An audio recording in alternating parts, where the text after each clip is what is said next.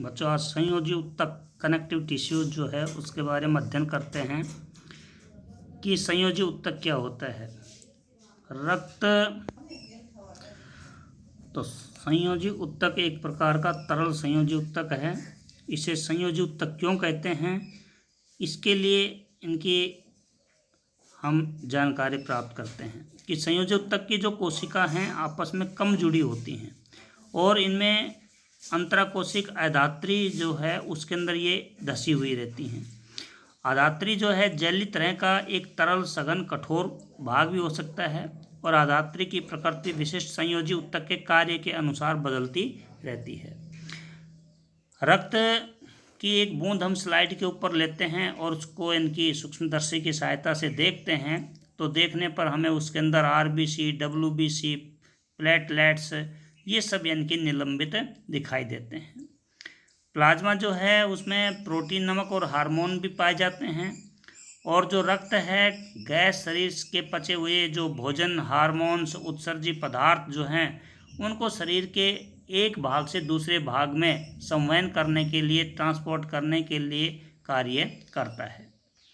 अस्थि जिसे हम हड्डी कहते हैं, अस्थि संयोजी उत्तक का भी उदाहरण है और ये हमारे शरीर का एक पंजर मतलब यानी कि कंकाल बनाने का कार्य करता है।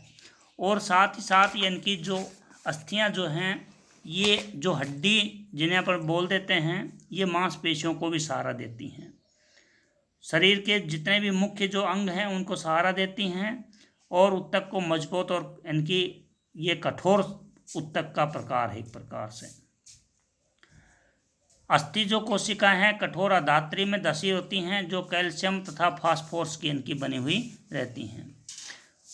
दो अस्थि जब आपस में एक दूसरे से एक अन्य संयोजी उत्तक जिसे स्नायु अस्थि बंधान तंतु कहते हैं उससे जुड़ी होती हैं तो ये उत्तक बहुत लचीला और मजबूत होता है। स्नायु जो है अर्थात अस्थि बंधान तंतु जो है बहुत कम अधात्री होता है उसमें और एक अन्य प्रकार का संयोजी उत्तक जो है उसे कंडरा कहते हैं जो मांसपेशियों को अस्थियों से जोड़ने का कार्य करता है। कंडरा मजबूत और सीमित लचीलेपन वाले रेशेदार उत्तक के बने होते हैं। अब अस्थि के बाद में आता है उपास्थि। उपास्थि भी एक संयोजी उत्तक का उदाहरण है जिसमें कोशिकाओं के बीच में पर्याप्त स्थान होता है। इसकी ठोस अधात्री प्रोटीन और शर्करा की बनी होती हैं। ये अस्थियों के जोड़ों को चिकना बना देता है। उपास्थि जो हैं आप अपने नाक में, कान में, कंठ में, श्वास नली में यहाँ पर देखिए यहाँ उपस्थित होती हैं। कान को मोड़ते हैं तो मुड़ जाता है लेकिन पुनः छोड़ने पर उसी स्थिति में चला जाता है, टूटता नहीं है क्योंकि अस्थियाँ जो है लचीली होती हैं, मुलायम होती हैं, वापस अपना आकार धारण कर लेती हैं। एक होता है एरियोलर संयोजी उत्तक। ये त्वचा और मांसपेशियों के बीच में रक्त नलिका के चारों ओर नसों और अस्थि मज्जा के अंदर पाया जाता है। कौन सा? एरियोलर संयोजी उत्तक। यह अंगों के भीतर की खाली जगह को भर देता है, आंतरिक अंगों को सहारा प्रदान करता है और उत्तकों की मरम्मत करने में सहायता प्रदान करता है। हमारे शरीर में वसा कहाँ संचित होती है, कहाँ स्टोरेज हो जाती है? वसा का संग्रह करने वाले वसा में उत्तक त्वचा के नीचे आंतरिक अंगों के बीच में पाया जाता है। इस उत्तक की कोशिका वसा की जो गोलिकाओं से भरी होती है, वसा की मात्रा वहाँ इकट्ठी होती जाती है और वसा स्टोरेज होने के कारण से ये उसमें कुचालक का कार्य भी करने लग जाती है। तो इस प्रकार से ये जो उत्तक जो हैं कहलाते हैं संयोजी उत्तक। अब उसके अंदर फिर आता है पेशीय उत्तक। पेशी जो उत्तक जो है इसके बारे में, पेशी जो उत्तक है ये लंबी कोशिकाओं का बना हुआ होता है जिसे पेशीय रेशा भी कह देते हैं। ये हमारे शरीर के लिए गति प्रदान करने में बहुत महत्वपूर्ण भूमिका निभाते हैं ये उत्तक।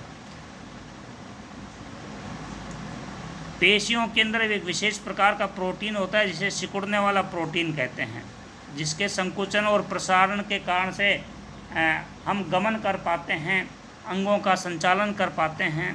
कुछ पेशियां जो हैं अपनी इच्छा के अनुसार गति करा सकते हैं। जैसे हाथ और पैर में विद्यमान पेशी हैं, उनको हम अपना इच्छा के अनुसार आवश्यकता पड़ने पर गति करा सकते हैं या उनकी गति को रोक सकते हैं। इस तरह की पेशियों को ऐच्छिक पेशी कहते हैं और इन पेशियों को कंकाल पेशी भी कहते हैं, क्योंकि ये अधिकतर हड्डियों से जुड़ी होती हैं और शारीरिक गति में सहायक होती हैं। सूक्ष्मदर्शी से यदि देखते हैं तो पेशियां हल्के और गहरे रंग में एक के बाद एक रेखाओं या धारियों की तरह से प्रतीत होती हैं। इस कारण से इसे रेखित पेशी भी कह देते हैं।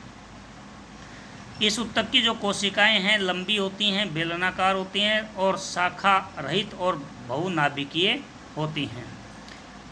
आहार नाल में भोजन का प्रवाह जो है, रक्तनलिका का प्रसार और संकुचन, ये गतियां जो ऐच्छिक नहीं हैं, इन गतिविधियों को हम संचालित नहीं करते, स्वतः ही अपनी इच्छा के अनुसार चालू होती हैं और बंद हो जाती हैं। चिकनी पेशियां अथवा ये अनैच्छिक पेशियां इसकी गति को नियंत्रित करती हैं। आँख की पलक है, मूत्रवाहिनी और फेफड़ों की श्वसनी में भी इनकी ये पाई जाती हैं।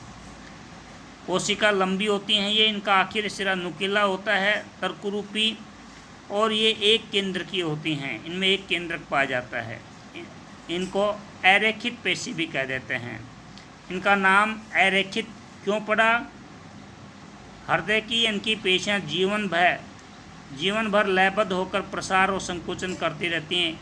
इन अनैच्छिक जो पेशियों को कार्डियक या हृदय पेशी भी कहते हैं। और जो ये हृदय जो पेशियां जो होती हैं, हृदय की जो पेशियां हैं ये कोशिकीय बेलनाकार शाखाओं वाली और एक केंद्र की होती हैं। विभिन्न प्रकार की पेशियां ऊतकों की संरचना की तुलना करते हैं तो उनके आकार, केंद्रक और संख्या आदि, कोशिका में केंद्र की स्थिति, इन सब को ध्यान में रखते हुए हम इनका अध्ययन करते हैं। तंत्रिका ऊतक जो है, नर्वस टिश्यू है, उसके बारे में कल अध्ययन करेंगे।